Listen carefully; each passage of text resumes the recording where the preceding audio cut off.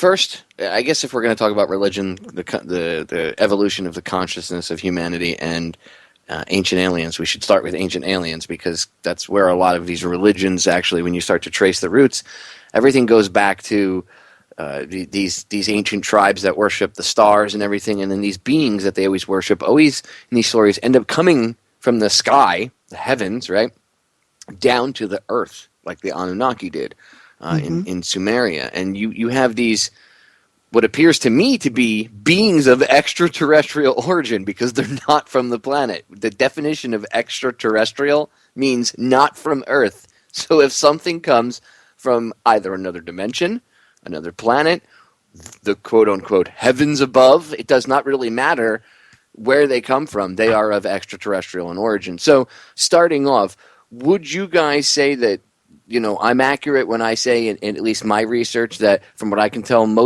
all these main huge religions, and even these little spin-offs, because they come from something bigger, but all these main religions that everybody follows in one way, shape, or form throughout the world all seem to go back to these like ancient nomadic cults, which seem to go back to like Sumer and Babylon, and that it all ties into the stories of like the Anunnaki, or at least beings coming down from somewhere else and coming to the planet and giving power. Like, would you give that any credence, the idea of the ancient alien theory? Yes, that's correct. No, I'm just kidding. Could you imagine? I hate those guests that do that. You ask them a really long question and they give you a short answer. Okay, so I was a practicing Christian for several years, about 20 years ago, maybe a little bit less than that. And I had a chance to really read the Bible. I mean, I really studied what I was looking at. And I really didn't bring this information with me until just recently, when I started to have all of these these lights just sparking up around me, and I could see the synchronicity the universe was laying out before me. And so I had a lot of questions even back then with the Bible, and I always wondered, there's just too many holes in the story, and it was always filled with, well, that's just the way God works, or, oh, that's just some stuff you won't be able to understand in this lifetime, but you can ask Jesus after you die. And those were the answers that I was getting. And so I just put it to the side for a little bit, because it just wasn't really resonating with me. I mean, it did for the time being. It served its purpose, and then I moved on. Then I came across a lot of Sitchin's work, and I came across a lot of these other texts that are out there that pretty much echo this entire story, except tell it from a very different perspective. Now, what's fascinating is that these stories actually predate the Bible. And we have the Sumerian culture, for instance, who has the 7 tablets of creation, which echoes the 7 days of creation. It has the Epic of Gilgamesh, which echoes the flood story, and many, many more. And so this was like, I want to say about 3,000 years before the Bible was written. And so they had a lot of knowledge that was impossible for them to have, according to mainstream historians. They had a Congress, they had a Senate, they had a money system. They were able to identify Uranus and the other one, Neptune, and they were able to identify them by color. They counted all the planets. They knew that Pluto existed, even though we didn't identify it until 1931 or 32, around that time. And so you have to start to look at this seriously and wonder, where did they get all this knowledge from? Now, 100 years ago, people looking at these tablets may not have realized it, but in the last 100 years, we've started to verify, and we've started to actually achieve scientifically a lot of the stuff that they were talking about, which we once thought was myth. Genetic engineering, for example, that's a given nowadays. It's something that a lot of people out there are fighting against: genetically modified organisms, cloning sheep, cloning humans, and things like that. And these ideas were just black magic 500 years ago, and now a minotaur isn't that far out of the question when you think of what these bioengineering companies are doing. Right, exactly. So we have to really pay attention to what they're telling us in these tablets. They say that they got this information from star gods, that gods came and were literally walking amongst men at one point in time, and they came down and genetically engineered us. Well, if they've got all this other stuff correct, I'm going to pay attention to all of this, especially now when UFOs and the idea of aliens is pretty much common knowledge. I don't think anybody would disagree that aliens exist and that UFOs are out there.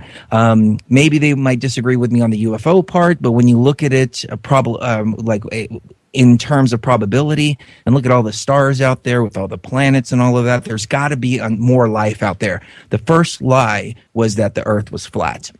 And the reason that they told us this lie is because the priests who knew this information would go out there and say, oh, follow me, otherwise God's going to send a serpent and eat the sun. And then the serpent comes and eats the sun, an eclipse, a solar eclipse. And then they'll say, oh, well, we'll make the sacrifice and you all are following me now. And everybody would drop to their knees, and then the serpent would expel the sun, and God would bring back the sun, because they believe that it was because they were doing the sacrifices and because they were following this particular priest in this religion, while the priesthood knew that these were solar events because they knew that the earth was round. The next lie is that there's no other intelligent beings out there.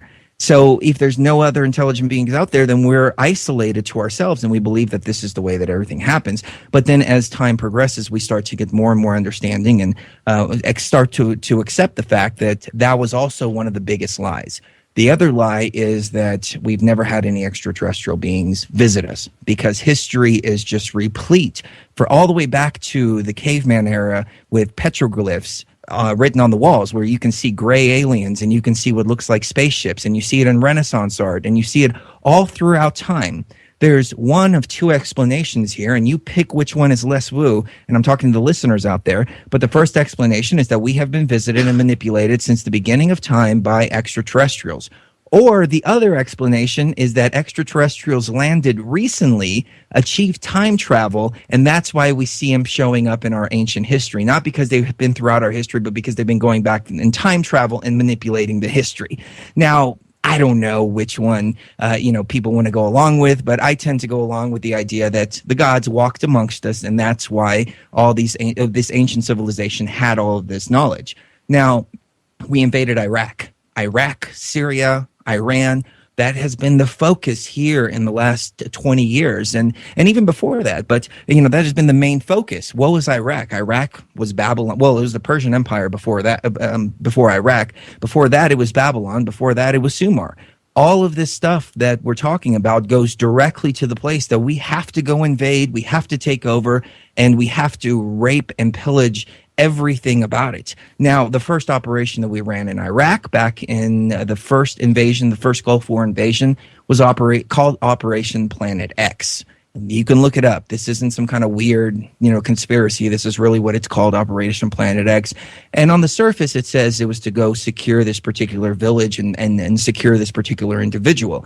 That's the mainstream definition. But 11 miles away was one of Iraq's biggest museum that housed a lot of these tablets and other artifacts from the Sumerian and Babylonian times. Saddam Hussein would also say that he was the reincarnation of Nebuchadnezzar as well. Now, like you said in the beginning of the show, one time, coincidence, two times coincidence, 3, 4, 5, 6, 7, 8, 9, 10. There's a pattern going on here. These people believe this. Whether this stuff is true or not, it's up to the listener to decide. But what's important is that these people believe it, and they are creating worldwide wars around this to try to get all of this information and secure all of this information. Dude, the first thing they did in Baghdad was they sent the special forces in, they blew the doors off the Baghdad Museum, and they went in and they took the Sumerian, the cuneiform tablets, and they took statues and stuff, including one of a humanoid reptilian female breastfeeding a human baby. Yes, exactly. Mm-hmm. And then you can find the same kind of iconography in Egypt, where you have Isis breastfeeding. Then you find it in the Christian religion as well. You have the Virgin Mary holding in pretty much the exact same pose. They've just taken the breastfeeding element out of it. But you put all these together and you realize that these are symbols and iconographies that have been repeated over and over and over again. So these mainstream religions were definitely derived from these ancient tablets. Now, mainstream religious people would say that it was Satan's deception and he went back in time and he created all this stuff just to fool Christians and test their faith and all this. That's a little bit too woo for me. I can get pretty out there, but I can't get that far out there. Those I need are the same a little people, more solid fact than that. Those are the same people that believe that dinosaurs were put here by Satan, that he came back and he planted that stuff to test our faith in God. And it's like, look, at this point, if you actually buy into that and believe that, then you're locking yourself in the most base level, small, tiny little box that I could imagine. I mean, seriously, think about that for a second. Well, Satan came back and he put those bones all over the world to test my faith. Just to test your faith. There's like how many billion people on the planet? Just to test How your faith. self-important are you? Well, exactly. Like, think about that for a second. I mean, talk about an ego. Out of everybody, Satan picks you to F with? Really? Really? Mm-hmm. Really? Think about that for a minute. Some Really? guy in a trailer park in Exactly. Georgia. Exactly.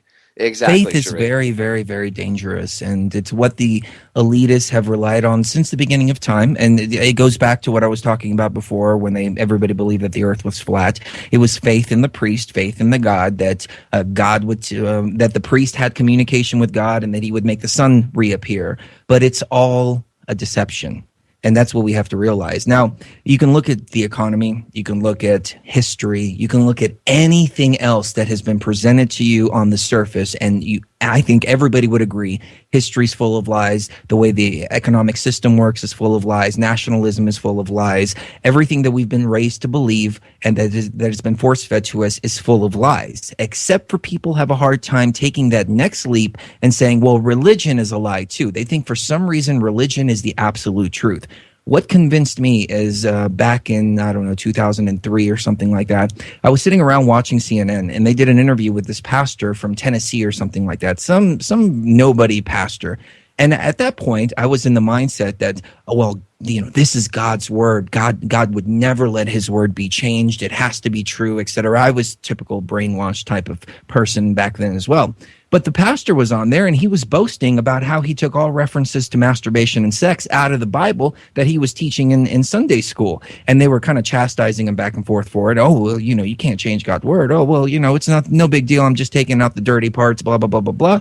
At that point in time, that's when it just something sparked in me. And if this pastor here can change the Bible, well, King James, with all his authority and brainwashing over people, can definitely do it. Mm-hmm. So the idea that the Bible is corrupted is not really hard to come to the conclusion of. Even a lot of mainstream Christians now are starting to come to that conclusion, but then they argue about the different types of translations. Oh, well, we got to go to the Hallelujah Bible, or oh, we got to go to this Bible, or the King James Version, or the New International Version. They argue over the types of versions instead of just see it for what it is. The entire text is manipulated, and it comes from ancient Babylon, Sumer, Egypt, and beyond. And Gentleman Skeptic wins the chat for the first half hour of the show. If Satan could time travel, wouldn't he just go back in time and kill Jesus when he was an infant? Oh, logic bomb. Oh, well, wait a minute. So Satan can time travel, and he's going to go back and hide things like dinosaur bones, right, to test your faith. But he's just not going to go back and just take out Jesus and then wipe it. Done. I can go back in time. I'm Satan. Well, no, he's protected by God. Well, and some Christians would say, well, that's what he tried to do. He tried to get King Herod to kill baby Jesus, but an angel came to Joseph and said, get out of town. So they went to Egypt. Well, you know what's funny? Is this the story of the first Terminator movie? Seriously, think about it. You hear the plot? Oh, he went back in time to kill baby Jesus. Like they sent the Terminator back in time to kill baby John Connor before he was born, to kill his mother, and then the guy that goes back in time to protect him ends up fathering John Connor? Oh my God, time paradox. Don't. What was the angel's name? Just wondering. Wouldn't be Joseph, would it? I mean, just... I don't know. I just thrown it out there. I think it's amazing. The angel was Gabriel, who announced the baby. Is that what... Sorry, I'm lost.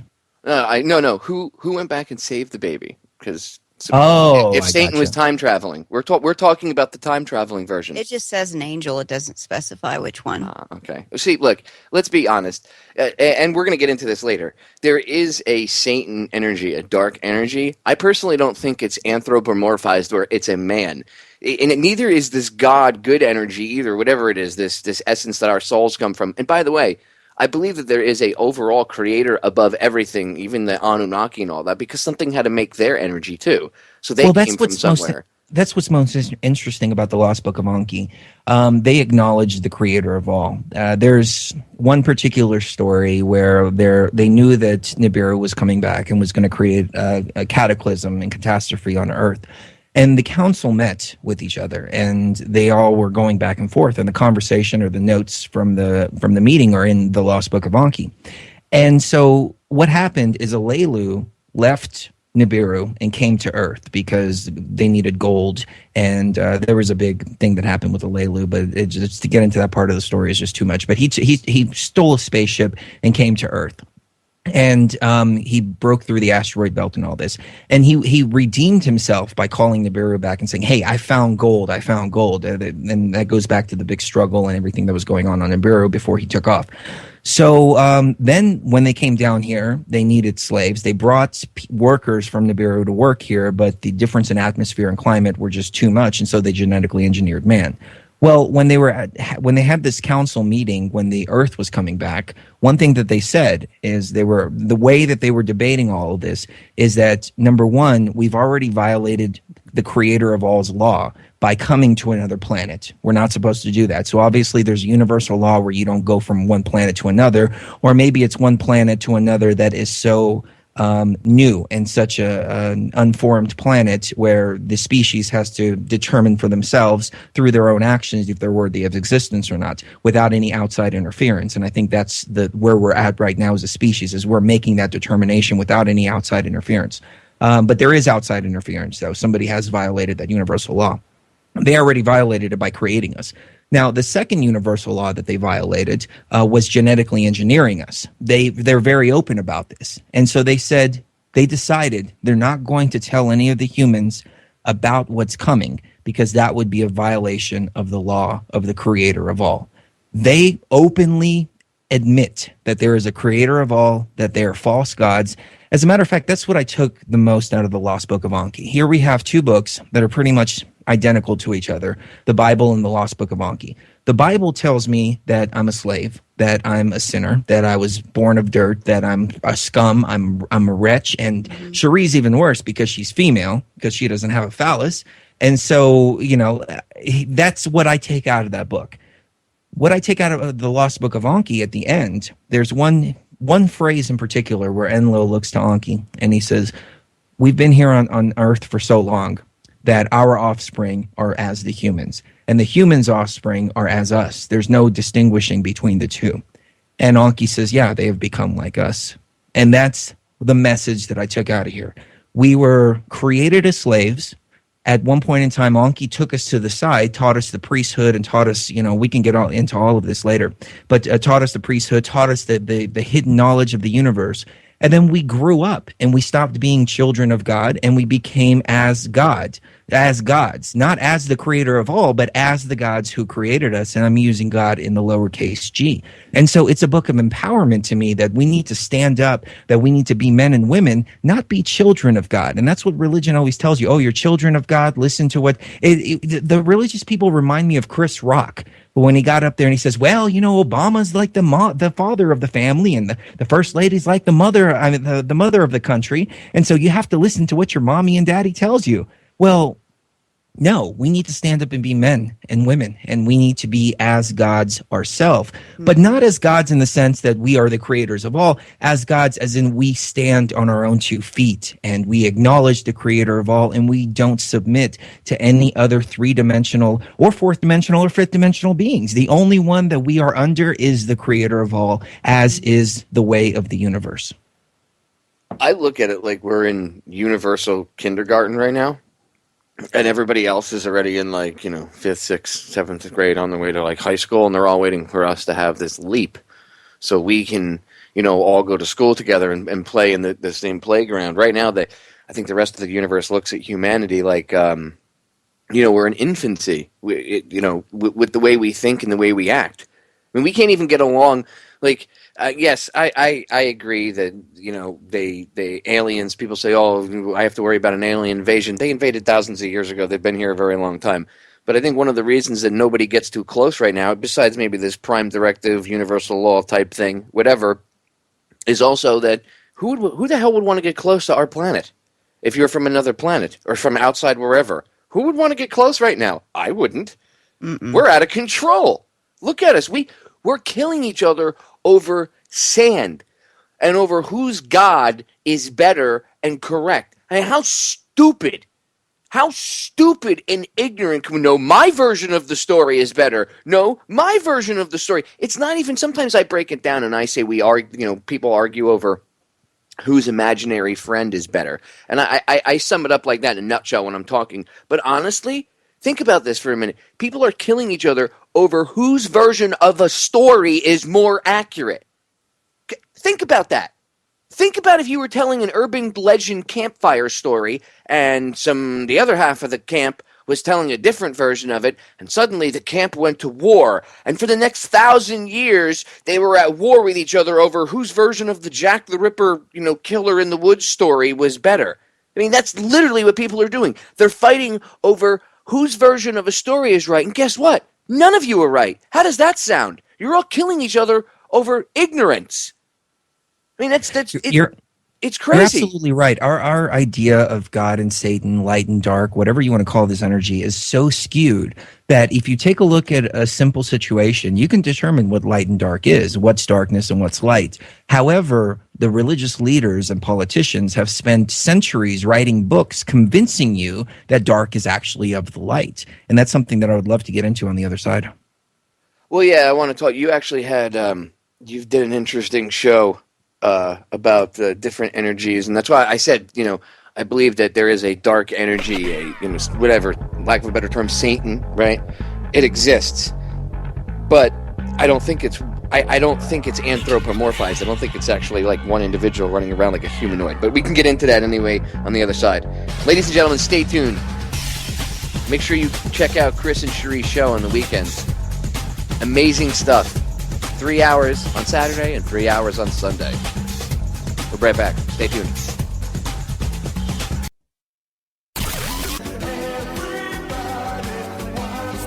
Exposing faux capitalism with Jason Erb. Sundays on True Frequency Radio.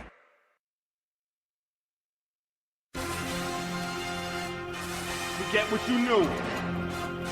Welcome to the motherfucking battlefield.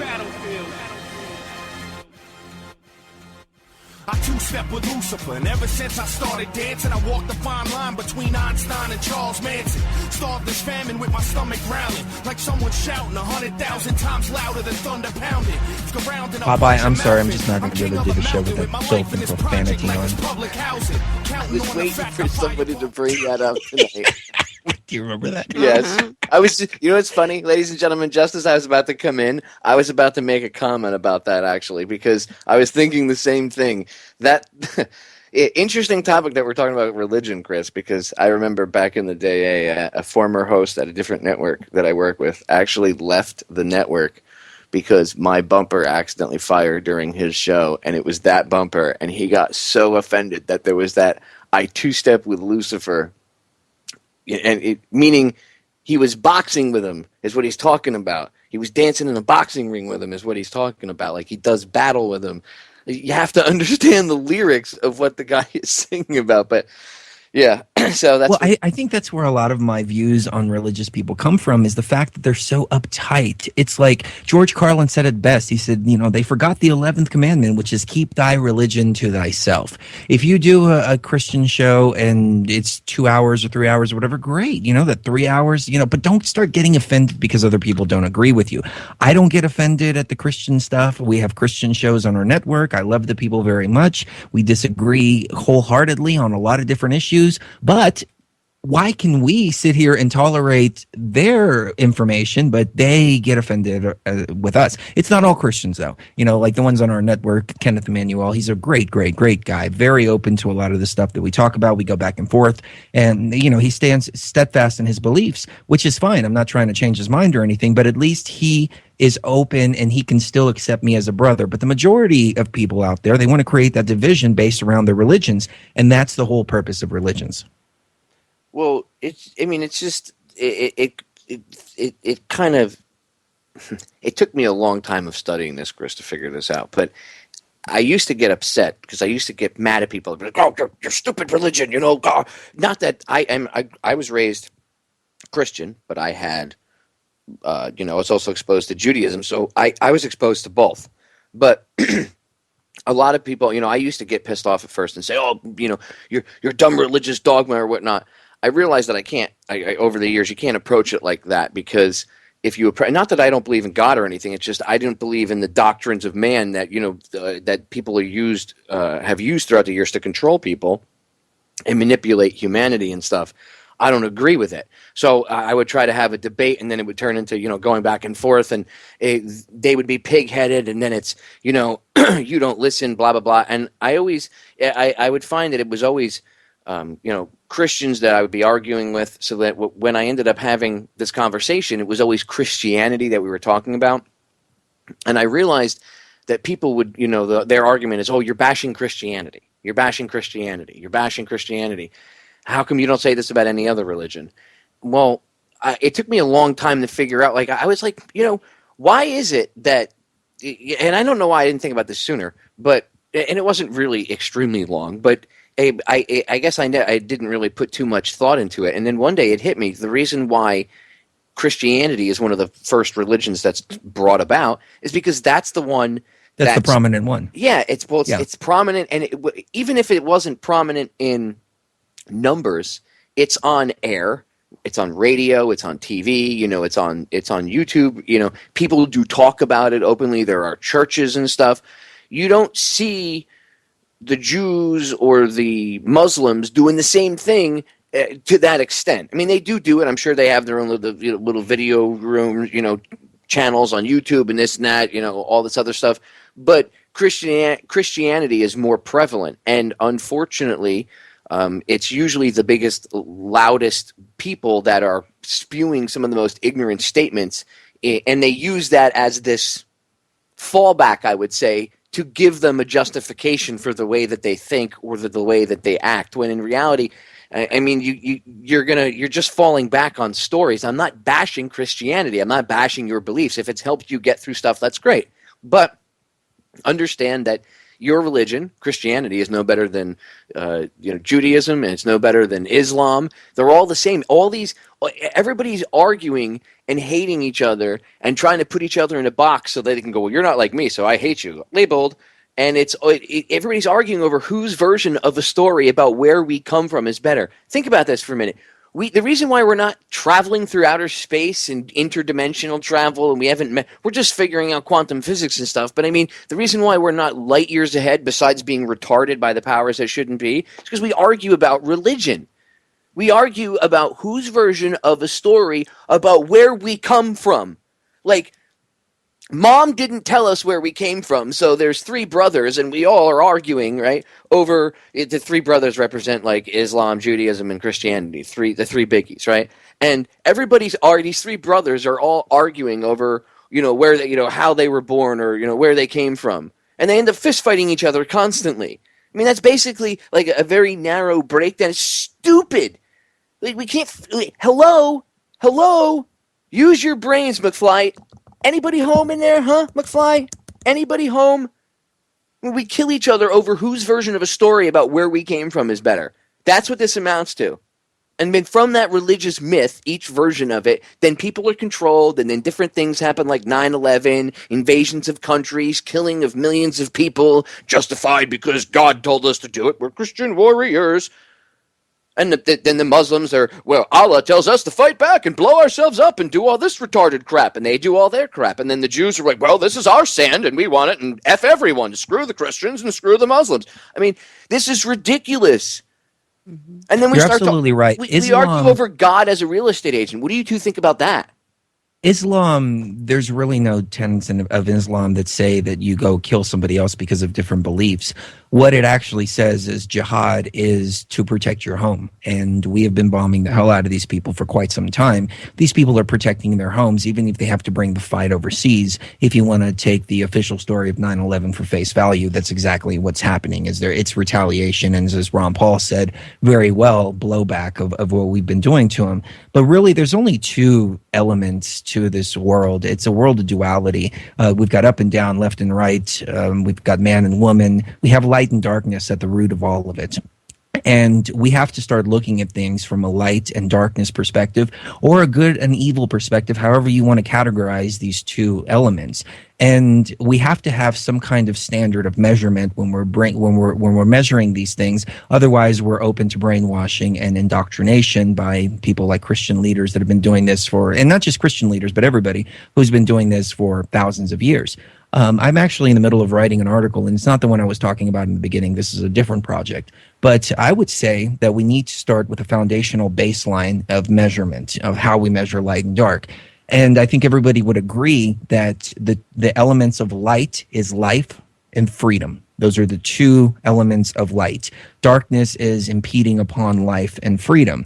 And so we can take these and look at everything in the Bible, for instance, and try to look at it and say, is there light and is there darkness? Is this a work of an act of light or is it an act of darkness?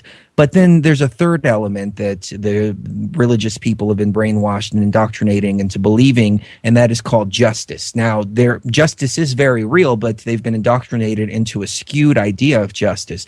Justice, the way that I've defined it in this article, is an equal reaction to an act of darkness. If I'm in the process of killing somebody, or if I have killed somebody and society deems that I need to die, that's justice. If I go out and murder somebody, that is darkness. So we have these three elements here. We have life and freedom, and we have darkness. Life and freedom, and we have justice, and that makes up light and dark. So let's look at a couple of these situations and elements. Now, it's important to note that all three religions all come from the Torah. So they're all basically Torah law. Even Sharia law, it's an extension of Torah law. The Christian law as well all goes back to Torah law. So let's look at one key thing that everybody's arguing about. Even in Saudi Arabia, it's punishable by death right now: homosexuality. Is the act of homosexuality an act of light or an act of darkness? Well, let's look at the measurement here. Does it impede on somebody's life or does it impede on somebody's freedom? No, it does not impede on anybody's life and it does not impede on anybody's freedom. Therefore, it is not an act of darkness because, as we said earlier, darkness is impeding upon somebody's life or freedom. Yet all three religions, the way it's written, believe that homosexuality is punishable by death. Right. So you go and you kill somebody because of their sexual preference. They have not, that's not an equal reaction, so it can't be categorized in the justice side of things. You can't say, well, it's justice. That is an act of darkness. And if these three books are telling us that we have to commit an act of darkness, then it is coming from a dark element. And it's all three religions. Like I said, in Saudi Arabia, they're still practicing this punishable by death. If the religious right here in the United States had their way, homosexuality, for example, would be punishable by death. And I think that's one of the most benign quote unquote sins, and it's the most personal too, because that's between him and God, or her and God. It's not between the church and that individual. It has nothing to do with me. It has nothing to do with you. It has nothing to do with anybody except for that person and their creator. And when you try to tell somebody what they can do in their own bedroom, in my opinion, that is even worse than telling them what they can do in their own home. It's the biggest violation of freedom and of life if it's punishable by death. So let's take a look at a couple of other situations from the Bible, for instance. The Bible gives rules, and so does Islam, how to keep and the Torah, how to keep slaves, how to invade foreign lands, keep the women and children as slaves, and spoils of war. That's an act of darkness right there. And then the religious people come in and try to say, no, that was justice because they were going against God. Well, no, killing babies under any circumstance, whether it's in the middle of war and taking them as slaves or whatever, is not an act of light. It is an act of darkness. Those babies did not do anything, period. They didn't do anything to deserve to be enslaved. There is no equal reaction. So because the equal reaction ceases to exist, it can't be categorized as darkness. But that's actually a logical fallacy too. And ding, ding, ding. Appeal to authority. Because God said it's right, I can do it. Okay, but then you call the Muslims animals if they appeal to their version of their God, right? And they do what their God tells them to do. They're animals. So, and I'm just saying, not all Muslims. I'm talking about like the radicalized, crazy jihadists that think what they're doing is correct. Some of them actually buy into it. Some of them are just nutbags. Whatever. The point is, if you look at it's the same argument. But if you look at it, suddenly only one of them is okay. The other one's not justified. But it's the same thing. It's an appeal on all three, and there's all the religions are like this. All of them are. I see them all as a trap. There are good things that can be taken from some of the teachings and some of the things that come from each religion. So there are some positive messages in there, but just because there's some good stuff in there doesn't mean that you should allow it to control you. You should have some discernment and be able to take away. Maybe one of the stories is just just like a parable. It's not really anything more than just a story, but you can take from that story a life lesson or a moral lesson, and you can apply it to your own life. That's fine. There's nothing wrong with that. But all of these religions, all of these books, everything dates back. All of my research has shown me it all goes back, okay, to the same spot. So we're all arguing over whose version of God is better, over where we came from. We're arguing, we're killing each other over where we were created from. Think about the insanity of that. We're taking life away from each other based on each other's differences of opinion about where that life came from. Let me jump in for a moment. Let me bring up the Egyptians, for instance. The Egyptians, Moses went to Pharaoh and he asked them to free the Israelites for 3 days. If you really read the text the way that it's written, it was only for 3 days so they can go out and pray. Well, God decided that he was going to harden the Pharaoh's heart. So right there, that's a violation of the Pharaoh's free will because he's impeding upon his decision by hardening his heart. And the ultimate outcome of that situation was the slaughtering of all of the firstborn in Egypt. Now, it wasn't just the Egyptians. It was the firstborn of the slave girl. It says the slave girls and everybody who was in Egypt who wasn't marked by the Passover blood of the lamb, which, I mean, that even tells you right there. They went out and killed an innocent lamb and put the blood all over the door. Which is disgusting. Right. But these babies didn't do anything to anybody. So it is not an equal reaction to a crime. If Pharaoh had committed a sin against God, let's just say, or a crime against God, then there should have been an equal reaction against Pharaoh, not against innocent firstborn. The killing of innocents is pure darkness. I would say that is the most polarized to darkness that you can get.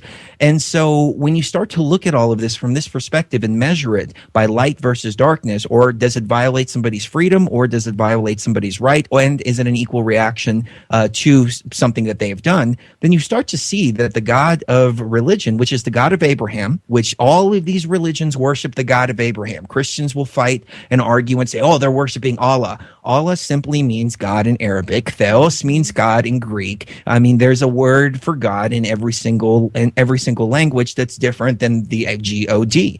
So they're worshiping the God of Abraham. And there was Isaac and Ishmael who separated, and then that's how the two religions separated. But it all goes back to Abraham, which was their father. So these people are all arguing over worshiping the exact same God, but the God is a God of darkness. There is no other way to look at it. I mean, just take a look at the Christian symbol. It is a medieval torture device used to kill thousands of people. If that doesn't tell you something about the religion right on the cover, it's not like they try to hide it. They say, here is a medieval torture device, boom, right on the cover. This is what you're getting into when you open up this book. I don't know what to tell people, but what happens is that these Christian leaders and religious people and all this, they've brainwashed people, they've indoctrinated people, made them believe that killing babies is okay, made them believe that slavery isn't really slavery, it's indentured servitude because they owed something. But then, somebody like me brings up, well, what about this part here that says you go and invade the land and take the women and children, and then it becomes a whole back and forth thing, and then they get mad and they say, screw you, I'm not talking to you, you're of the devil. Simple end of story. But what we're really dealing with here is we're dealing with the left hand and the right hand of the same monster, and that's what I'm getting at here. You've got the left hand, which is Satanism. It is Satan at its finest. It is the political structure. It's the economic structure. It's going out and invading other people's land and taking their resources in a complete violation of life and freedom, the two things that we already determined you measure light with. And so they go around and they violate. And then you have the religions on the other side, which are built in darkness but shrouded in this false light. Here's where the false light comes in. So you see one aspect of it, and then you go running to the other side and go, oh, well, I'm in the light now. And you're still in the same hands of the monster. It's just a matter of are you in the left hand or the right hand? Because when you're going out and condemning people because of personal choices that they've made and then committing, horrible acts against one another in the name of this God, it's still a dark act any way you look at it. Now, here's the kicker here, and we can get into Lucifer consciousness here in a little bit. But the left hand uses all of these light symbols. They like the Obama uses the symbol of the dawn. The Illuminati use the symbol of the pyramid with the all-seeing eye. It's the exact same thing that they've done to these symbols that they did to the swastika. The swastika was a symbol of protection. It was a symbol of unity with God, et cetera, et cetera. And so Hitler came, and now the swastika is an evil sign instead of a good sign. Same with the pyramid and the all-seeing eye. The pyramid and the all-seeing eye is enlightenment. It is the 3 points coming together. It is the meditative state of the body. It's the chakras in perfect unity with each other. But they've made you veer away from that. And I hear Christians nowadays saying, oh my God, they're bringing the light. Look at the light. Look at that, fear the light. And it's like, wait a minute. Who fears the light? The darkness fears the light. Remove all the programming, remove all the indoctrination for a second and think about what you're saying. And then they turn around and say, well, it's the false light. Didn't Jesus say, I am the light? Right? He did. Yeah. He did. I am the light, I am the way. World. Right? Okay, Yes, I'm the light of the world. I'm the way, the truth, and the life. So if he's the light of the world, would that technically make him the light bearer? Yes, it does. As a matter of fact, he comes out and says it in Revelations where he says, I am the morning star. Well, and we all know Christians Christians wouldn't argue with me that Lucifer's the morning star, but then they'll say, oh, well, Jesus isn't the morning star. He's the bright morning star. Right, exactly. Like there's a difference. Or some translations say the day star. But Jesus comes out and says, I am the morning star. See, Gnosticism is something that I've been fascinated with lately, and it basically says that Jesus came, was telling the Israelites and the Pharisees that they're worshiping the devil, that Jehovah is a demiurge, he's this soul-sucking reptilian entity, and he was completely separate from anything Judaic or Tauric or anything like that. However, then what happened is Rome later, when they crucified him and made him a Messiah, when they wrote in the resurrection story, then they tied the whole thing in because the Jesus movement was starting to pick up. And so they needed to tie it back into their already control structure, which was Judaism and everything else like that. And so that's where the two tie in together. But a lot of people don't realize that. A lot of people think that Jesus came to, there's one line in there that says, I didn't come to demolish the law or abolish the law. I came to fulfill the law. Yeah. Well, I'm telling you right now, ladies and gentlemen, I have come to abolish religion. No ifs, ands, or buts about it. And I need every one of you out there to also start seeing with these higher perspectives. And let me tell you why. Okay. Define religion, because I think a lot of people, when you say religion, not you, but when any of us say religion, again, it gets funneled into you're attacking Christianity. And that's why all of it. Everything. It's time for it to go. In the age of Taurus, Taurus is represented as the bull. We worship Moloch. Moloch was the god of prosperity. He was the god of fullness. He was the god of abundance. He wasn't a devil. However, we as people who were so dumbed down believed that we had to sacrifice a child in order to make the crops grow. And so that's where the child sacrifice came in. Then as the age progressed, our consciousness shifted. And Moses came along in the age of Aries, and that's why the Jews are represented by the ram over and over and over again. He says, hey, you don't have to sacrifice your children. You can sacrifice a ram or a lamb instead. However, I'm also going to give you all these laws about slavery and all this. And so we had a consciousness shift. It wasn't a very big one, but at least we stopped sacrificing children and we started sacrificing rams and lambs instead. Then we had another consciousness shift as the age progressed and we moved into Pisces. Pisces is the fish. Jesus came along. He says, hey, stop sacrificing everything. It's total BS. You don't have to do any of this. And he said, love each other. And we said, no, we're going to crucify you. And so we crucified him and made him the final sacrifice. But his message was love and harmony with each other and get away from all this BS. That was the age of Pisces. And that's why you see the Christians have the Jesus fish. And he went and found fishermen and he fed people with fish. And it's fish, fish, fish, fish, fish. Well, this isn't some kind of weird, esoteric, New Age ideology. This is scientific fact. We have moved into the age of Aquarius. There's nothing that anybody can do about it. People can fear the new age. People can run from the new age all day long, but we're still in the new age, scientifically and astronomically speaking. So now we're in the age of the water bearer, of Aquarius. And Jesus even said, he said, what do we do at the end? The disciples said, what do we do at the end? And he says, go down into the village, find a man carrying a bucket of water, follow him into the house, which he leads you into. The man carrying the bucket of water is Aquarius. The house is the house of Aquarius. We're now in the house of Aquarius. Now it's time for a new Messiah to come in. Who is the water bearer? Who bears the water, ladies and gentlemen? I do. You do. Sheree does. Each and every one of you out there bear the water. You're made of 60% water. Babies are made of 70 and 80% water. We are the water bearers. It's not time for one Messiah anymore. It's time for 7 billion Messiahs to stand up on our feet, take control of the situation, grab the bull by the horns, and say, now we're going to save ourselves. The Messiah and the leader is staring us in the mirror, because anybody who they put in front of us who have the traits of the Antichrist, the religious people are going to say, that's the Antichrist.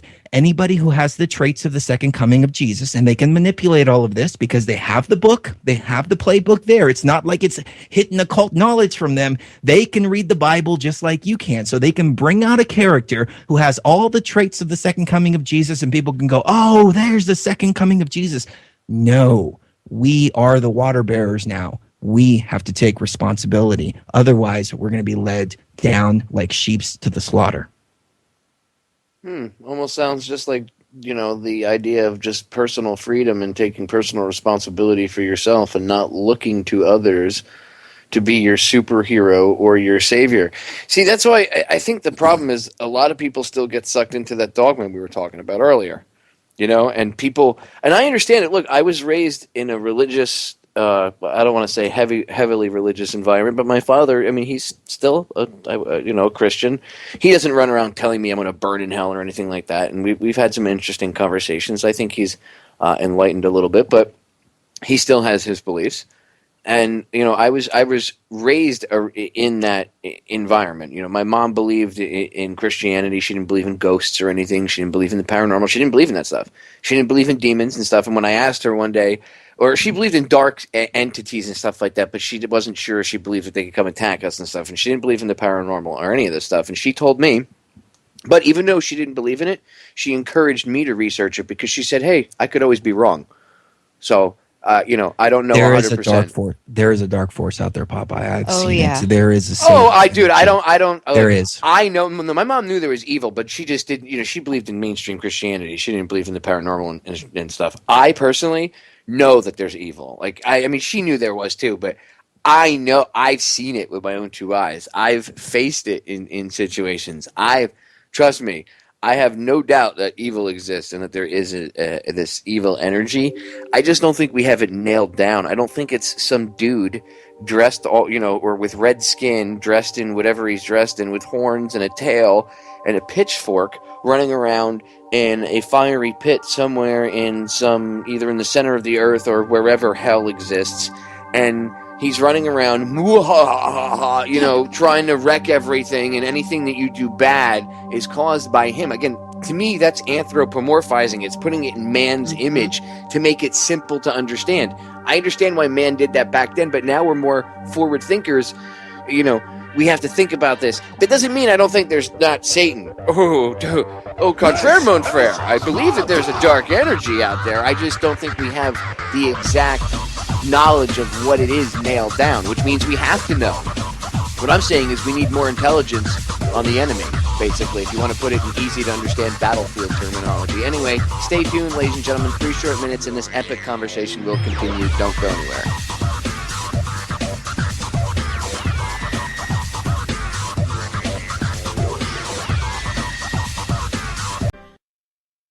This is Truth Frequency Radio.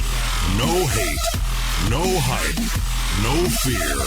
Real people, real radio. Ladies and gentlemen, we are back with hour number 2 here on tonight's live edition of Down the Rabbit Hole. I am your host, Popeye from FederalJack.com. It is August 28th, 2014. I am hanging out with my good friends, Chris and Sheree Geo. And tonight we are having a conversation that we've actually had off air plenty of times, even with Joe having this conversation with us multiple different times. Just, getting in conversations and conversing, and, because we all do research, and then we'll end up in a group call for an hour, and all of this stuff just starts, without even planning on it, we end up brainstorming on a lot of this, and whether we're correct or not, it's an important conversation to have, and I'm glad that you guys were willing to give myself and the listeners 2 hours tonight to chat about all this stuff. There's not enough time. There really isn't. One thing that I do want to touch upon is, as I mentioned in the last hour, there is this false dichotomy of the left and right hand of the beast. You've got the religions on one hand, on the right hand, and the Satanists on the left hand. And they're each flinging back and forth to each other. That's the false light, etc. And everybody's always afraid of this so-called false light. They're afraid to unlock the powers within themselves, the abilities within themselves that were given to us by God, the symbolism as well. They use a lot of these symbols in an evil way. And so why are we not allowed to use them in a good way? Why is it that we've been told that we have to leave our rifles at home before we go into battle with these people? They're using magic against us. They're using sacred symbolism against us. They're using sacred geometry against us. Why can't we use it against them? The religions tell us, no, that's bad, that's bad. And then the other hand of the beast are using the symbols. So anytime you see these symbols, you automatically relate it to something evil. And that's why I put on my Facebook page in my logo, which is the pyramid with the O in the middle, and it's got the G. And it's, a dual purpose. Number one, it's sacred geometry. But number two, it's also a mockery of them thinking that they have all the light and thinking that they have all the knowledge. Because guess what? The spark has sparked inside of me too, and I have a microphone. I'm not going to keep it secret. I'm going to tell people exactly what I've learned, and because it's time now. Now is time. It's time for the world to know all this. And these secret societies have kept this information occult, and they've kept it safeguarded, is from what I'm starting to understand. It wasn't really a nefarious agenda. It was that they had to keep it safeguarded because we had the church, which is the right hand of the beast, which was running around and trying to suppress all of this and kill everybody off. That's how the Knights Templar formed, and then the Freemasons, etc., etc. And there was a usurpation of the Freemasons at one point in time. So there were evils that were attributed to the Freemasons, but it didn't have anything to do with the organization, and it didn't have anything to do with the knowledge that they were safeguarding. That knowledge has to come out now, and it has to be given to the entire world. I'm getting a little bit ahead of myself and kind of getting off topic. But my point is that we have the left hand and the right hand of the beast, and they're all talking about this false light. And, don't look at the light. Don't look at the light. Why are we not looking at the light? The light is the wisdom. The light is the right way. The light is freedom and life. That's the two things that we've already determined that the light is. So there is a third situation here. There is the key to the door that they've been keeping from us. The key to the door is wisdom. The first sin was wisdom. The first sin was eating from the tree of knowledge, according to mainstream religion. And then people would say, it was the knowledge of good and evil. Okay, fair enough. I'll give you that much. It was the knowledge of good and evil. Well, if we can't tell the difference between good and evil, how are we going to be able to determine when evil is being inflicted upon us? Aha! That's why the first sin was the knowledge of good and evil, because we were able to recognize the darkness and distinguish it and say, well, that's a dark act and that's a light act. So we have wisdom. What is wisdom? People would argue that the term Lucifer means morning star, or it means light bearer, or it means, several other things. Let's go to the Latin here. Let's take out all the indoctrination, all the Christian programming, all the programming from all sides, all the programming from the satanic programming, because there is a satanic agenda to try to paint Lucifer as Satan and tie the two in together, because Lucifer is the key. That's what I'm getting at. But it comes from two words, Lucy and fur. Look it up in a Latin lexicon. A lot of these religious leaders are hoping that you don't. Lucy translates to the light. Fer, F-E-R, translates to carry. Lucifer carries the light. Lucifer is not the light bearer. He's not the bearer of a false light. He carries the light, or it carries the light. We are the light carriers. We have to shine that light, otherwise we're not going to be able to see in the darkness. We need light to see in the darkness. There is a Christ consciousness, and that is key as well. Well, that's the door. Lucifer is the key which unlocks the door to the Christ consciousness. You have to go through the process of wisdom. You have to go through the process of understanding, and you have to go through the process of being able to throw off all of these shackles, carry that light yourself, walk through that darkness, and get to the door of the Christ consciousness. Unlock that door to the Christ consciousness, and boom, you are tapped in. I've seen it. I felt it. I'm living it right now. When I opened this connection to this higher self, my first thoughts were, I'm not worthy of this information because I have not gone through the disciplines. I haven't gone through the rituals. I haven't gone through anything in order to achieve this kind of understanding. Why is this understanding being given to me now? The only thing that I can deduce from this external source of intelligence that I'm tapped into is that take it, give it to the people. They need it now. There is no time. We're running out of time. What's happening is that there is this dark force outside of our universal construct. And this dark force has been seeping this negative energy into our universe and taking hold of our world leaders, taking hold of a lot of the people around us. I mean, I just read an article about somebody down in, I don't even remember what city they were in or what country they were in. India. They buried a 5-year-old girl alive. The uncle buried a 5-year-old girl alive. And it wasn't like they sexually abused her and then buried her to try to cover up the crime or any of that. There was no rhyme or reason to any of this. And a passerby saw the dirt moving around and she was just about to go unconscious and they helped her get out of the ground. A 5-year-old girl was buried alive. What the hell is going on? I mean, it's one thing to go out and kill your neighbor because you want their land. It's another thing to just completely, bury a 5-year-old girl. Not only is that killing the innocents, but that's killing them in the most horrific way imaginable. I mean, just imagine what it would be like to be buried under that dirt and rubble and just not being able to move or breathe and no way out. I mean, that is horrific. And at 5 years old, where the consciousness is so young in this world, they're not quite understanding what's going on. Oh my God, man, the evil.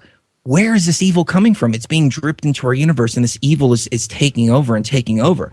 And what it comes down to is that this entity, this evil, whatever you want to call it, this darkness, wants to manifest itself within our universal construct, and it is just about to do it. And this is the Antichrist. And the Antichrist isn't a person. The Antichrist is a consciousness stream, just like the Christ consciousness stream is. And the Antichrist consciousness wants to eliminate the Christ consciousness because the Christ consciousness is the light. The Christ consciousness, gets us tapped in to the light, and the Lucifer consciousness takes us to the Christ consciousness. But the Satan energy wants to completely eliminate our entire universal construct.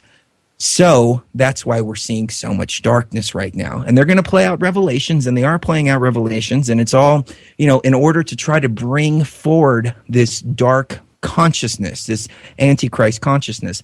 Every time they do a 9/11, every time they do a war, every time they drop a nuclear bomb or some kind of mass sacrifice, even things like Michael Jackson's funeral, if they can just get the whole world in a state of fear or a state of sadness or some kind of negativity, but death works best for them. Mass death works best for them. That whole the rift in our universe opens up more and more and more and allows this entity more of its dark energy into our universal construct in order to manifest itself within our universal matrix. So that is ultimately what we're up against. And that's why this energy said, here, take this information, give it to the people. There's no time. It doesn't matter if they've gone through the disciplines or not. It doesn't matter if they've gone through the ceremonies or rituals or any of that. All that is stuff of the old. It's time for the whole world to understand this knowledge because we are here on the battleground and we're about to face the biggest enemy that we're facing. And it may not be on the physical plane, but the physical plane is definitely a symptom of what's happening on this spiritual plane. We are at war spiritually. Make no doubt about it. There is no mistake about it. It's just incredible to think about what you just said, though. So I agree that there's this dark energy. It's interesting that what you're saying is basically about Lucifer is that it's been over time, it's been mixed in with Satan, so that the two actually became looked at as the same, but there actually isn't. And I've actually heard this before. You're not the first person that said this to me. Even Albert Pike even talked about there being a difference between Luciferians and Satanism.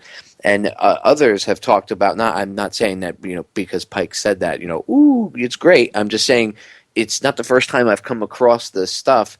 And a lot of the times that I've come across things like this, it's from people that were inside of these secret societies that had access to, more information than the general public did. So it just makes me wonder, is there some sort of validity to this, that perhaps maybe they did take the two names and mix them together to try to to try to make something look bad that wasn't bad, in order to more easily control and manipulate humanity. And if that is the case, then that's sinister. Again, I totally believe that there's some sort of dark energy.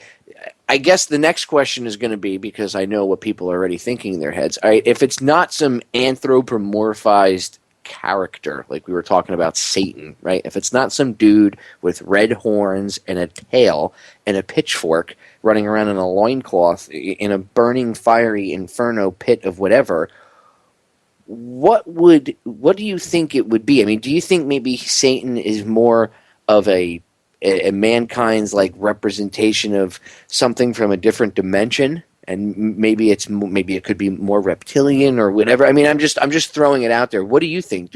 I obviously do not think that whatever the evil is looks like the version of what we have come up with, because that again comes out of man's mind, and with our limited access to the knowledge that's out there. Not that there isn't a lot of information, it's just we don't have access to all of this information. So I think what we've come up with is a little bit, you know what I mean? I don't think what we've come up with is, and it's also based off of what they fed us, right? It is a manifestation of an energy that exists outside of our matrix. So if you want to look at it as a different dimension, that's one way to look at it. And I think that even mainstream religious people would agree that demons come from another dimension. So we're essentially talking about a demonic kind of force that is trying to manifest itself within our universe, or within our earth, or however you want to look at it. It's still the same thing that we're talking about. Now, what is Satan? What is darkness? Darkness, we've already determined what light is. Light is life and freedom, and darkness is anything that impedes upon life or freedom. What is this Antichrist, this Satan energy in its purest form? It is a complete absence of light. Therefore, it is a complete annihilation of an extinction of life and freedom. Well, here's another good question, and this is in the chat. This comes from me seeing what the chatters are talking about. They're saying, well, there has to be a balance, right?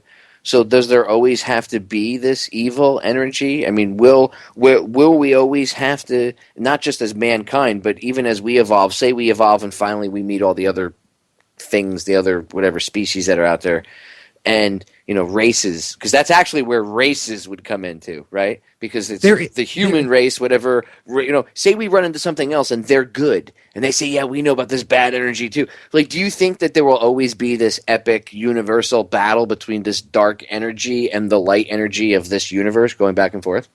We do live in a universe of duality. Like I said earlier, light and dark, man and woman, up and down, left and right, heaven and earth, et cetera, et cetera. So we have a little bit of darkness within our universal construct, because that is what gives us the drive to evolve even more. If we were in the Garden of Eden, for instance, in the Christian perspective, then we were in complete paradise and bliss, and so we had no reason to seek out more. We had no reason to grow spiritually. We had no reason to move up the ladder or any of that. So there is an element of darkness within our construct for that very reason. Also, we're tied to these physical bodies. So this physical body is actually, when you remove the light from it, there's no light that comes from this physical body. It's darkness. All matter is darkness.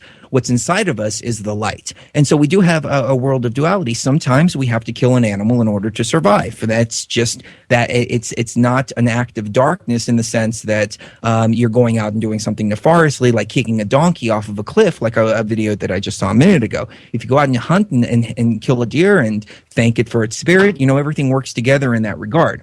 Use every part of it, recycle it. Right, right. Right. However, this energetic force that is breaking into our universe is something different. It's a different type of darkness. It is a pure, pure darkness. It serves no other purpose except to destroy and to contaminate and to completely remove our entire. I mean, what I've been shown is that this energy wants to eat our entire universe, and kind of like a Pac-Man eating, one of the little pellets. And maybe this is like an energy that goes around the whole multiverse and starts taking out different universes one at a time. Maybe this is a test of our entire universal matrix to see where are we going to gravitate to. Are we going to gravitate towards darkness or towards light? Are enough people, and I'm just talking on planet Earth, but I believe that this is going on universally. I mean, on every single planet out there, are enough entities in this planet going to spark within themselves and going to ascend up to that higher light construct, or are we going to ultimately be eliminated? We're being tested not only with our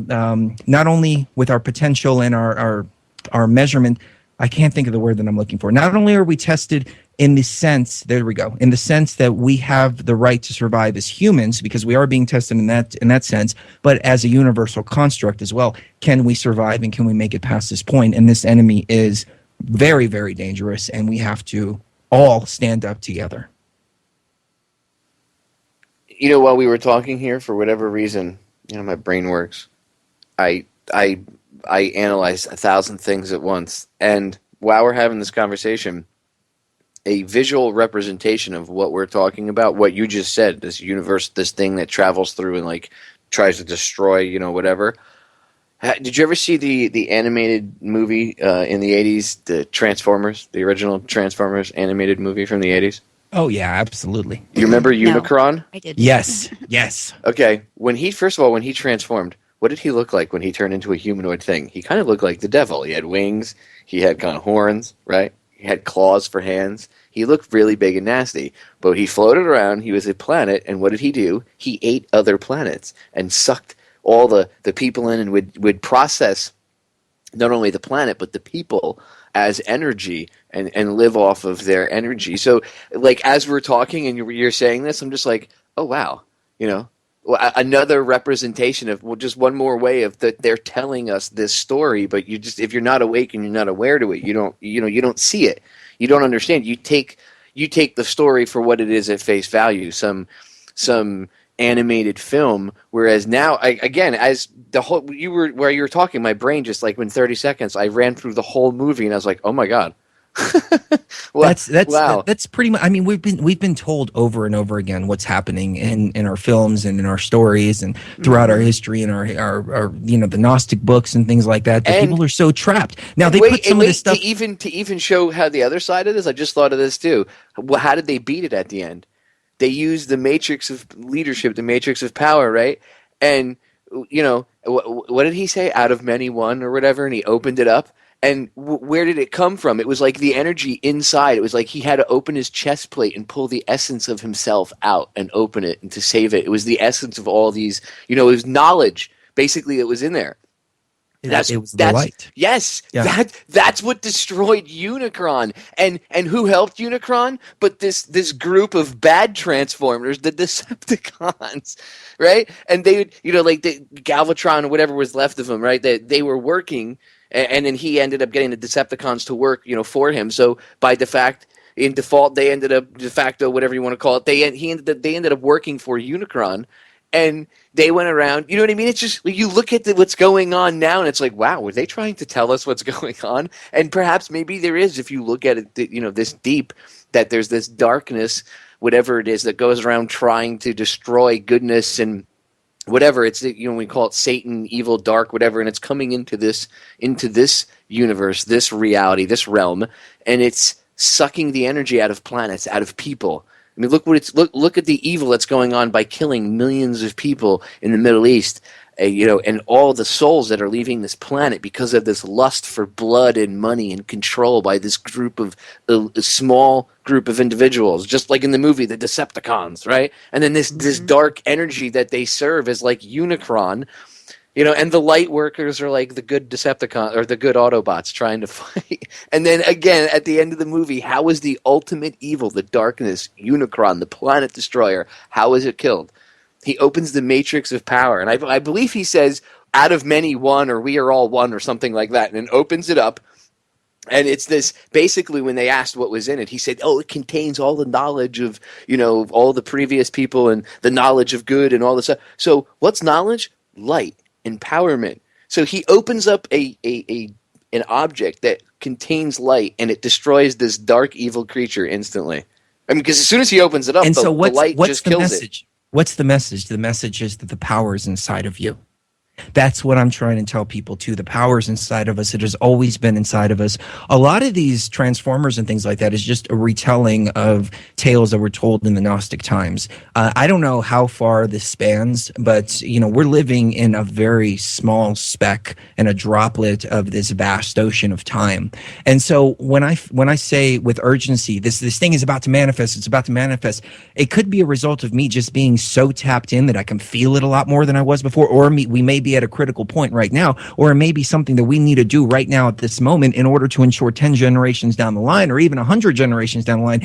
I don't know how this all spans, but what I do know for a fact is that we all have to take that energy from within us and shine this light. And what's happened is these religions are always telling you, fear the light, fear enlightenment. Don't do that. We have the real light. We have the real knowledge. All you need is Jesus Christ. That's all you need. You don't need to study. You don't need to research. You don't need to open yourself up to anything. You don't need to meditate. That's the key right there. Meditation is evil. Yoga is evil. Mm-hmm. There was even a Christian yoga people that were calling it something else. They were calling it Jesus exercises or something like that.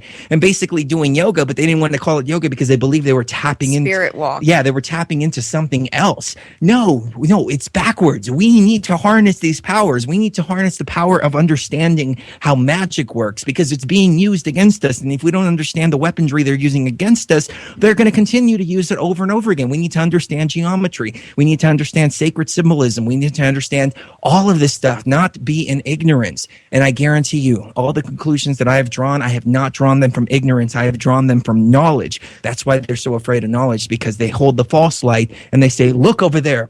They're Luciferians, and they're pointing to the Satanists, and the Satanists are pointing to the Christians and saying, oh no, that's the evil one, et cetera, when the truth really is that the wisdom is the key.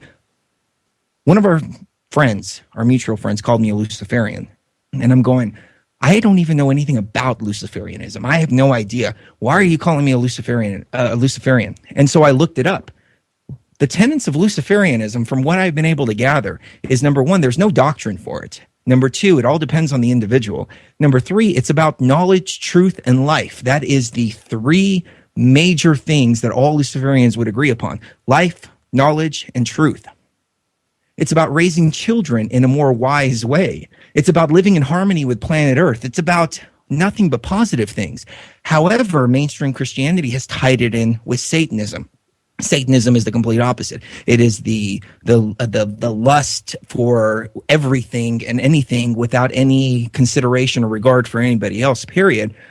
We had Jamie and Freeman on, and I asked Jamie and Freeman this off air, and they never got back to me. And I wanted to bring it up on air, but they go through this whole stuff, this Weird Stuff magazine about Lucifer and about all the different Gnostic beliefs that Lucifer's a morning star, Lucifer's the wisdom, Lucifer's the knowledge, et cetera, et cetera. Even after going through all of that, they still concluded, and they did it on our show, they still concluded that Lucifer's Satan. And I'm going, where is the connection here? Who told you this? I should have asked them on the show. I really want to get this answer, because if I'm missing something in this piece of the puzzle, I need to know, because I need to know that there is a connection there that I'm not seeing, and I need to stop giving this message. But until I find that connection, which I don't think exists at all, period, I'm going to continue on this message of wisdom and love and truth and freedom. Freedom and life. That's what it's all about. But it just goes to show that the indoctrination and the programming even goes so deep. Maybe the connection between Lucifer and Satanism is just out of not wanting to turn off a certain religious audience or something like that. I mean, I don't know, because a lot of people, when you say the word Lucifer, they go, oh my God, you're demonic. Mm-hmm. There is nothing demonic about life and freedom. I'm sorry. You've been indoctrinated to believe that life and freedom is darkness. Life and freedom is the light. Interesting. Hallelujah. Preach it, brother. It's an interesting concept. That's why I said, and that, like, I give you credit for saying what you just said about that if there is a connection, you would like to know it, so that way you can then change your, because right now, not that you just don't think there's one, you can't logically find one. And it's not that you're preaching anything.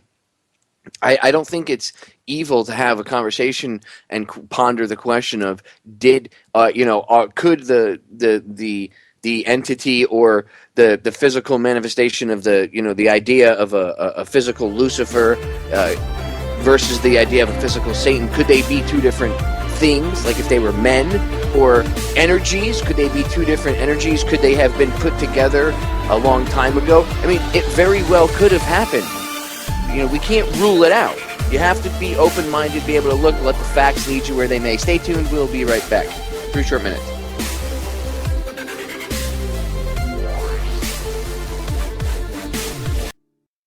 Feel it coming in the air. Yeah. The sonic symbols everywhere. The Kev Baker Show. Monday through Friday on True Frequency Radio.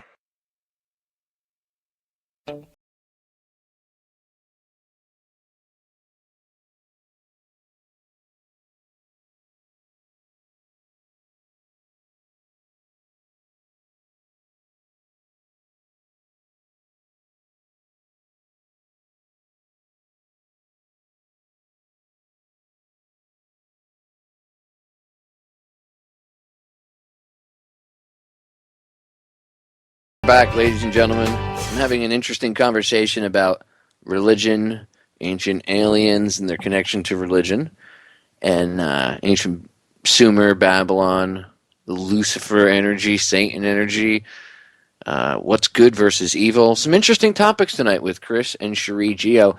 Guys, before I forget, because I haven't had you do this all night, and I should have, plug the show shamelessly really quick, and then plug all your Twitter stuff and everything else, and YouTube and everything. Yeah, you can hear us over at Blog Talk Radio. Nice. I think everybody knows where to find us. But let's stay back on topic, man.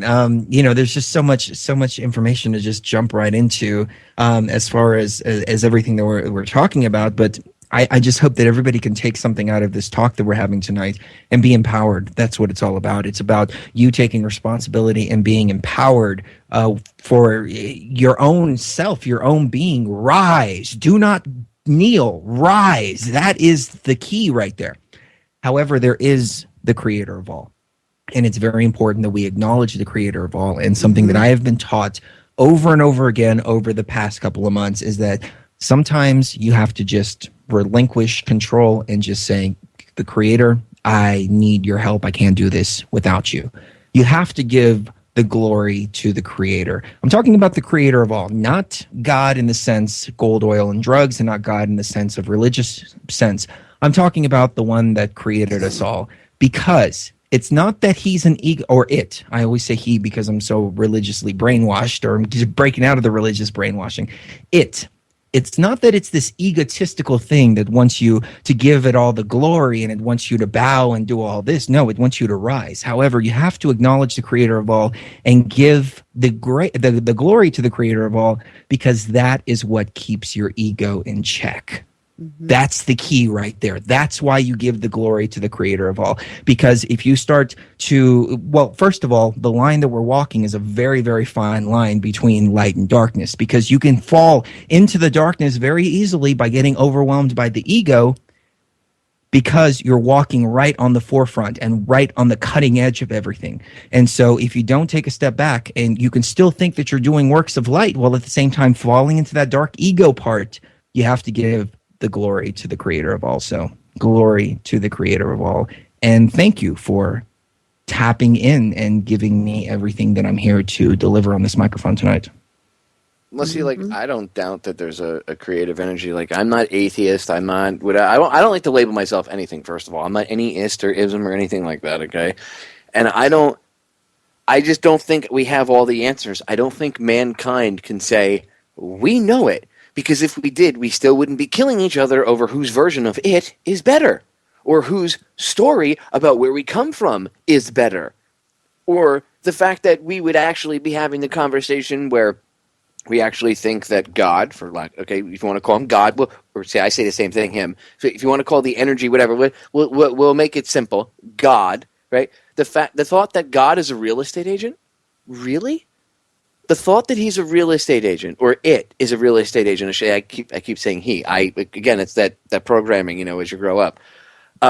I don't think that energy really cares about what human gets to walk on what sidewalk or drive down what street or gets whatever piece of sand. To think that, I don't care how good you are, how great you are, how much you love listening to my show. Think about this for a second, just logically. I'm not disparaging you, but that's not using any thought. Why would an energy that has the imagination or the forethought or whatever you want to call it, I probably can't even come up with a word to describe it, whatever, to create everything that there is, all the different types of life,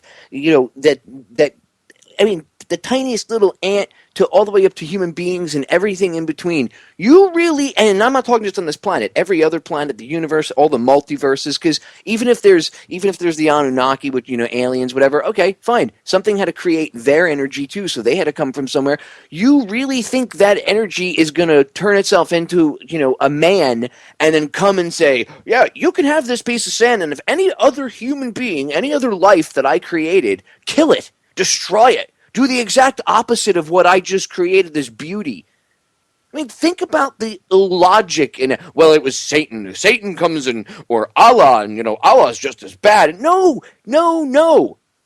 All of these gods, I'm doing air quotes, come from the same beliefs. They all stem back to these same beliefs and the same time period. Okay, so just maybe these prophets, whatever, maybe they were these Anunnaki. I mean, look at the mainstream Indian religion in India today.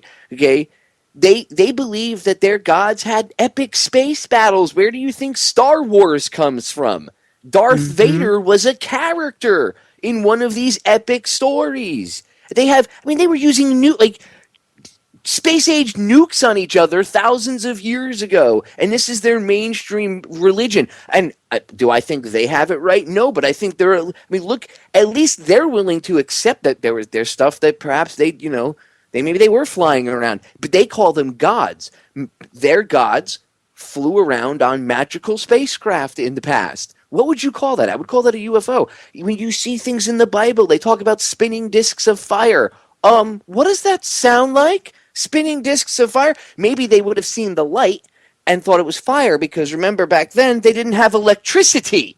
Most people used fire to see. If they had to go out in the darkness, they usually brought a torch or a candle. They probably didn't even have candles back then. They probably only used torches. Think about it. I mean, I know there's the Baghdad battery, but you get my point. You know what I mean? So it's just people need to sit. I'm not trying to change anybody's mind about religion or anything like that. I'm not bashing you, whatever religion you believe in. I'm just telling you. I'm not hating on anything. We're not evil. I don't support the devil or anything like that. It's none of that garbage. I'm just asking you to think clearly. I don't think that the omnipotent intelligence, whatever you want to call it, that would create all this energy would then give a high five to only certain people for killing everybody else. Come on. You don't think God would make a deal with the original Jews? I don't think the original Jews were smart enough to make a deal with God. The OJs? Yep. That is so true. Instead of OG? Let me address something that's going on in the chat room. There's somebody who said, all I hear is evil coming out of this guy. Evil, submit to evil.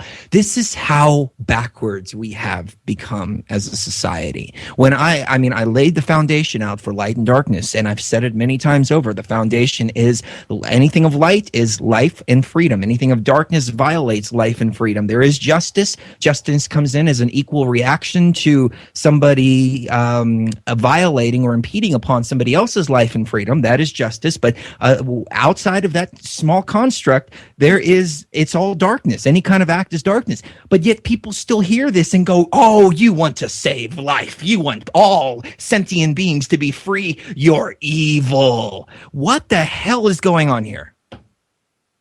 Well, some people, and I don't know if I don't know what the person, whoever said it in the chat, I don't know what their thought process is, because I'm not sitting with them. But everybody's entitled to their opinion, And again, I'm not asking anybody to change their religion or change their beliefs. All I'm asking is everybody to put those things aside for a brief minute and just look at the information as it is. Just information. Take away all emotion or any of that stuff, because that's honestly the only way you're going to do a fair evaluation, is to look at the information without some sort of bias, whether it be religious bias, emotional bias, whatever.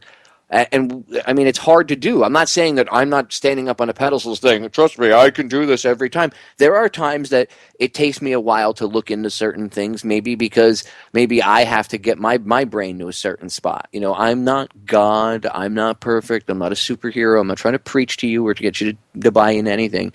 I just want everybody to realize that, at least from my perspective, I see that everybody's been, mankind as a whole, everybody, doesn't matter what country you come from, what you look like, you know, who you currently pray to. I think we've all been lied to, and it's because right now there's this group of individuals that wants to control us. Now, they are evil. We've gotten into what could be this evil energy behind them, controlling them, how things could have been manipulated to try to manipulation of words and stuff. They do that. I mean, that's word magic. This is talked about all the time. That's where real magic with a K comes from. It's all word manipulation and stuff. And that actually has a very powerful meaning. And I mean, we could go on and on and on.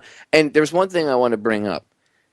The idea of Lucifer, when you research it, if Lucifer was an individual, let's say Lucifer was a separate individual, then if you're going to break down the energy of the way Chris was talking about, you were talking about the Lucifer energy and the Satan energy, right? Well, if they're not the same thing, if they're different, when I first heard you talk about this, the reason I found it somewhat interesting, I'm not saying that I'm running out in the streets saying, this is the truth, you must listen to it. I'm just saying I found it somewhat interesting because the stories of the Anunnaki are somewhat of the same thing, where you had this individual of the Anunnaki kind of break the rules and teach us stuff that we weren't supposed to be taught, and it brought us up to another level.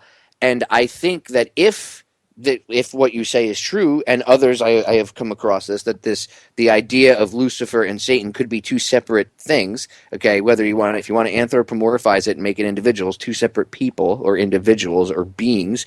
Well, then perhaps this idea of Lucifer is representative of this member of the quote-unquote Anunnaki, ancient aliens, who broke the rules and, gave us information and brought us up to, a little bit further up from where we were, which was nothing more pretty much at that point than like drooling humanoids. This is a whole nother show, Popeye, but you nailed it. Yeah. That's exactly what the Lucifer consciousness is. I can go into a little go ahead if you want. I'll give you the floor. You got like 15 minutes. Go ahead. Okay, really quick.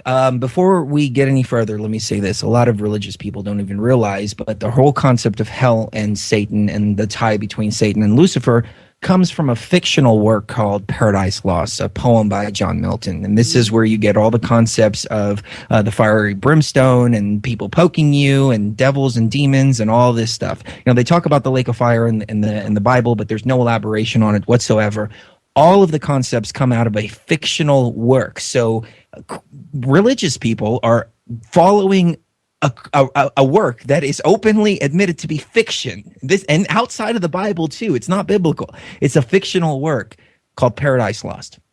So what happened is we had a couple of Anunnaki, several Anunnaki that came. They landed at one point in time. Enlil was the one who I believe is Jehovah, and was the evil one that went out and killed everybody and did all this. There was a creation, two creations, and that they talk about in the Sumerian tablets. The first one was the creation of Adam and his wife, and they were made to be slaves and workers in the Garden of Eden. And they were just they couldn't really be controlled because they were too dumb, but they still used them as slaves anyways. I believe that is where you get back to the root of God's chosen people. And of course, they've evolved over time, et cetera, but they're called God's chosen people because they're tied into that Adamic bloodline. Now, I'm not saying that these are the Hebrew people, because there is some contemplation as to who exactly these people are and what bloodline they come from, et cetera, and that the Hebrews aren't even the real Israelites and the real God's chosen people, but that's a whole another show, definitely. Now, there was another creation. There was Adape and Titi.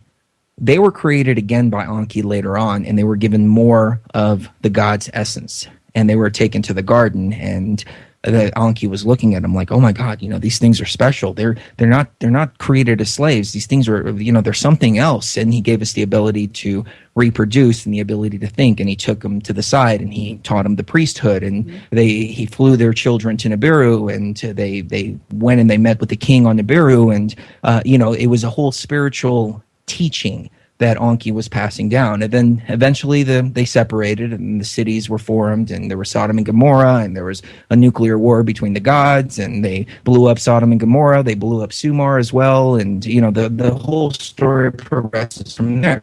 But there is two distinct creation stories of man in those. Now, back to the flood story that we were talking about at the very beginning. The council met, and Enki actually translates to Prince or Lord of the world, Lord of Earth. Now, during this council meeting, they all decided that they're not going to tell the humans.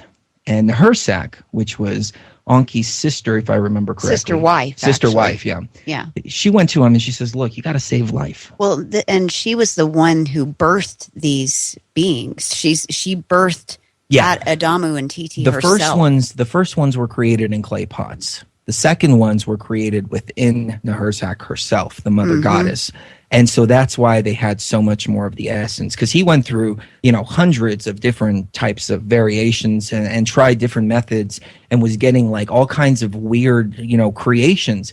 And Enki always had this sense of compassion for his creations. He created some that were lame, and instead of killing them, he made them servants to the king, or he gave them a role or a job that they were able to do with their deformities or with their disabilities, because he couldn't bring himself to kill his creations. Now, we were birthed directly from Nehurzak, and so that's why our bloodline or whatever is a little more enlightened, and we can feel more, we can see more, and that's why Enki took more pity on us, even more so. I'm getting a little bit ahead of myself now. So they were meeting, and the flood was coming back, and Nehurzak said, "You have to save these things. You created them. You're responsible for them. To hell with what the council's saying. You have to do something." And so Enki went, and he went down to one of the people down there who's known as Noah in the Bible, and he says, "Hey, look," and he talked to him through the cabin wall, because he didn't want to break his oath, in the sense technically. So he just went and he spoke to the wall where he knew that Noah would be able to hear him. He allegedly spoke through the wall. And he told him what was going to happen and to build an ark, et cetera, et cetera. And he said, "I'm going to send my lab assistant with all the DNA samples, and afterwards we're going to rebuild." And so they did. And so all the Anunnaki retreated to space, and they retreated to the moon as well, as this cataclysm was coming back. Now, whole world was... Really quick, what was the flood? What was it, some sort of... Because it was the passing of Nibiru. Okay, I've heard that it was this collision of... There was the collision of, what was it, the planet was Lucifer or Tiamat, and it collided with... Or is that what supposedly created Earth and the Moon? You see, there's so many different things. That was pre-Earth. That was way, way before they even landed here. At one point in time, there was a planet that made up the Earth and Mars as well, and then it got hit, and part of it became the asteroid belt, another part of it became Mars, and another part of it became Earth. Okay, I just want to make sure that... That's way, way ancient. Yeah, separate thing. Okay, so then what was the flood itself then? It was the Nibiru was just passing by, and it was going to cause all this cataclysmic event? Yes, exactly. Sometimes it passes with little events. Sometimes it passes with catastrophic event. It depends on how it's passing, how far it's passing away, what side of the sun we're on, et cetera, et cetera. Because the sun is huge. You have to remember that. I mean, even when you put Nibiru and Earth in one side of the sun and the other, they're not going to see each other, because the sun is just so huge in proportion to all of this. Anyways, so... Enki went and he told them to build the ark, and that he was going to bring all the DNA, etc. So after the flood, they landed on Mount Ararat, I believe. Ararat. Ararat, yeah. And So Noah and his family, they went up and they did a burnt offering, and the gods smelt it, and they're like, "Who's doing burnt offerings?" And they flew down there, and they saw that there was humans still alive. And they looked at Enki, and they were like, "What the hell did you do? We agreed that you weren't going to do any of this." And he's like, "Well, I have to save life. I'm sorry, I have to save life." And so he said, "Okay, well, your title's stripped from you, and forever you'll be known as the Prince of Darkness instead of the Prince of the Earth." Right. So that's where the Prince of Darkness story comes in. Now, the Lucifer consciousness that I'm talking about, it could go back to Enki, or it could have just been something Enki was tapped into and gave us part of that essence of him because he was already tapped into that, and so he gave us the ability to be able to tap into it as well. I believe that this Lucifer consciousness and the Christ consciousness is something that is eternal and has been here since the beginning of time. And like I said before, the Lucifer consciousness is the key to the Christ consciousness. The Christ consciousness is the door. The Lucifer consciousness is the key. But if you want to anthropomorphize, it's actually the perfect story to go by. You know, just as you were saying that, Chris, your connection got extremely horrible. Literally, like the only time that it's gotten really horrible is when we got into this conversation, and it just got messed up. So, go ahead and try to repeat that again. What you just said, because I want. It's actually. Does this sound better? Oh, way better. Go ahead. Okay, yeah, it was actually because I was channeling a demon. And so that's why you heard, it was actually me. It was the demon speaking. Oh, it was the interfering. It was your inner reptile coming out. Yes, exactly. Well, no, what I was saying is that they, after the flood, they went to Mount Ararat, and the people did a burnt offering, and the gods smelt it. They went down there, and then that's when all the council of gods realized that somebody had messed up, and Enki was like, "Look, I had to save life. I'm sorry, I created these things. I wasn't going to extinguish them all." And they're like, "What did you do?" Et cetera, et cetera. And Enki, his title, that's what it literally translates to, Lord of the Earth. An means Lord. Enki was stripped of his title, and he became known as the Prince of Darkness in the history books. And then you get the whole Enlil Jehovah story, where Enlil takes off and he creates this whole stronghold for himself, and he's got his own chosen people, and they're the slave race, and they're the ones that are enslaved. And so his books and his teachings have been the predominant one, and the one that have been pushed upon people through brute force. And Enki is kind of like, hey, you're on your own. You're men of your own. I can't interfere too much, but you have the essence within you if you want to enlighten it within yourself. And so I think that's why you don't see people going and knocking on doors and saying, "Hey, can I tell you about the Lucifer wisdom? Can I tell you about this and that?" It's something that you have to kind of come to yourself. And a lot of people, like the person in the chat room, they hear this and then they go, "Oh my God," and they run 180 degrees. So why don't we change the fine. name? Why don't we change it? Why don't we, instead of referring to it as a Lucifer because they've given it that, why don't you refer to why don't you just call him by his Anunnaki name? Like, if that's what the story of quote unquote Lucifer is representative of him, then I would just say that the name of the real entity, the Anunnaki individual himself, instead of the made up name. But go ahead, Sheree, what were you going to say? I would think that Enki himself would not like to be used as, a symbol like that. Right. I've always felt, even before I came to this understanding, that this Lucifer consciousness is one of humbleness and one of, as I said before, you give the glory to the creator of all because you don't want your ego to step in the way. And so even when you look up Luciferianism, Lucifer is a guiding spirit. It's not a deity to be worshipped. It's more of a guiding spirit. And that's what it all comes down to, because it's the lessons that you need to stand up for yourself, and you can take the wisdom and you can tap into the wisdom, but ultimately the Messiah is staring you in the mirror, and that's what we have to realize. The leader and the Messiah is staring you in the mirror. And if anybody wants to argue with me on that, well, let's go throughout our entire history and you show me one leader that has been benevolent. One, just one, none at all, period. Well, if the problem is in the mirror, then the solution is in the mirror. It's that simple. Meaning, if you're looking in the mirror and you see yourself, and the problems lie within us, then the solutions lie within us. And that's why I always say the solutions to our problems are an inside job. It's kind of like trying to get people to realize that they have to take charge of their own lives. But that it's an interesting connection That's why I wanted to have you on and talk to you about this, because I know this is a really contentious issue, and people get really pissed off when you talk about religion. People take it the wrong way sometimes, and it's like, I'm not trying to push anything. I don't subscribe to any mainstream religion. I think there's a lot of historical value in certain things in the Bible, meaning that you can look at the story, and if you break the story down, you could see how it connects to other things in certain other stories, and you can take from that okay, there is something going on, and there's more to it than just that. I'm not just trying to simplify it, but I don't think anybody should just follow any one religion, whether it be Islam, Christianity, Judaism, Buddhism. I don't think you should just pigeonhole yourself into the beliefs of one. Well, this is what's been being worshipped for thousands of years, so it must be right. Well, how do you know? I mean, there's stuff that predates that. Well, they just didn't know what they were talking about. Well, how do you know that? Because the people in charge now told you? Yeah, that's a real good excuse. Again, appeal to authority. You're not appealing to your logic. I'm not saying there's no God and no creator. All I'm saying is, from my research, we've all been lied to. And there's no harm in having conversations about this. You're not going to burn in hell because you have a conversation about this. You don't have to repent for talking about this or hearing this or anything like that. And it doesn't matter what religion, whatever Islam tells you you're going to go burn in, or whatever the hell they send you if you're bad. I don't know. The point is, you get my drift. So we got about a minute and a half left.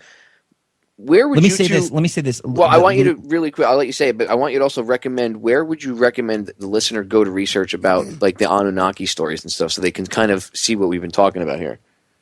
Well, let me say this.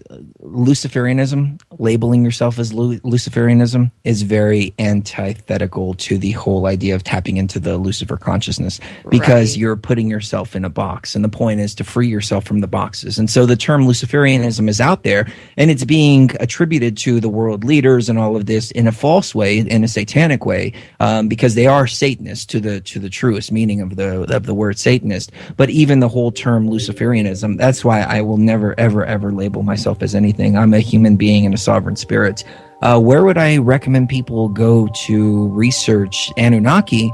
I like Sitchin's translations. The Lost Book of Enki is a fascinating book. And there's people who try to debunk it, like Dr. Michael Heiser. However, if you go to his website, he sets you up for failure right off the bat in order to make it a situation to where he's going to come out right falsely. One of the first things that you see when you go to his website is, I challenge all the Sitchin people out there to show me where Anunnaki means children of the rocket ships. That's not what Sitchin says that it means. It means those who from heaven came to earth. So they're setting you up for failure. The debunkers are giving you a false dichotomy right there. Take the information, research it for yourself, take what resonates with you, leave the rest. Yep, word magic. And you got to just put all emotions aside and let logic and fact lead the way. Ladies and gentlemen, we were out of time. I always tell you, the solutions to our problems are an inside job. I love you all. Catch you all again tomorrow night. We're out of here.